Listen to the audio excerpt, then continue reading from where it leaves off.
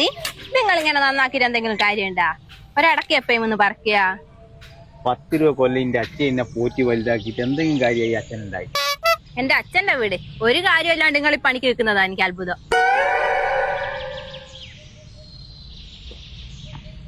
പുല്ലൊന്നും അങ്ങ് പോയി കിട്ടുന്നില്ല. ഞാൻ ആ മഞ്ജുവിന്റെ വീട്ടിൽ പോയിട്ട് ആ പുല്ല് പോകുന്ന സാധനം വാങ്ങിയാലോ? അതെന്താ, ഞാൻ പോയാ മഞ്ജു തരികയല്ലേ? ഞാൻ പോയി വാങ്ങിക്കൊണ്ട് തരാം. അല്ലേ, വേണമെന്നില്ല. ഞാൻ ഇത് വെച്ച് അങ്ങ് അഡ്ജസ്റ്റ് ചെയ്യാം. മനോജിന് ഇന്ന് ലീവാന്ന് പറഞ്ഞേക്കാണ്. ഒരു രണ്ടാം കൂടി അങ്ങോട്ട് പോണോന്നും പറഞ്ഞേക്ക്. അങ്ങനെയാണെങ്കിൽ സാധനം വാങ്ങിക്കോ. ഒന്ന് വിളിച്ചു നോക്കട്ടെ ആടെ ഉണ്ടോ. നിങ്ങളെ ഫോൺ എടുത്തു. എന്റെ ഫോൺ മൊത്തം ചെളിയാകായി. എനിക്കിപ്പോ പോയി ഫോൺ എടുക്കണ. നിങ്ങളെ ഫോണും കൊണ്ടാ ഫോണ്. ഓയ് ഫോണിന്റെ ഒരു ഭാഗ്യം. നമ്മളെ 2 പിള്ളേരെ ഇങ്ങനെ എടുത്ത് നടന്നിട്ടുണ്ടാവില്ല. ഇത് ലോക്കാണല്ലോ. അതല്ല ഞാൻ പറഞ്ഞേ, മോള് പോയി എന്റെ ഫോൺ എടുത്തോന്ന്. ആന്നും വേണ്ട. അപ്പൊ ശരിയായല്ലോ. ചില പൂട്ട് തുറക്കേ ചില കള്ളന്മാരെ മുഖം തന്നെ കാണണം. ഓ, കോള് ചെയ്യാനും ലോക്കാ.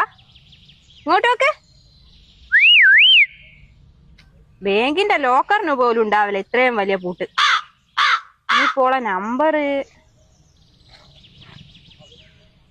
അതല്ലേ ഞാൻ പറഞ്ഞേ, നിന്റെ ഫോൺ എടുത്ത് വിളിച്ചോ. ഈയിലായിരുന്നു ഓളെ നമ്പർ. എനിക്കറിയാം ഓളെ നമ്പർ. എനിക്കറിയാം. നമ്പർ ഇല്ലാന്നിട്ട് പേര് വരുന്നുണ്ടല്ലോ അടിക്കുമ്പോ.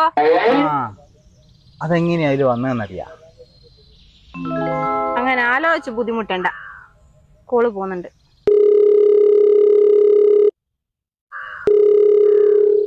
എടുക്കുന്നില്ലല്ലോ. എടുക്കൂല. ഓള് അറിഞ്ഞൂടാത്ത നമ്പർ എടുക്കൂലോ. അതല്ലേ ഞാൻ പറഞ്ഞേ. വിളിക്കുന്നുണ്ട്.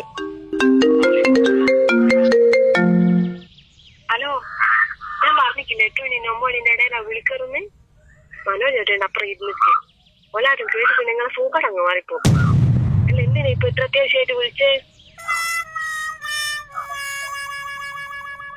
ഞാൻ എന്റെ മരണ വിവരം പറയാൻ വിളിച്ചതാ. ബാക്കിയെല്ലാ ചടങ്ങിലും എന്റെ സജീവ സാന്നിധ്യം ഉണ്ടായിരിക്കണം.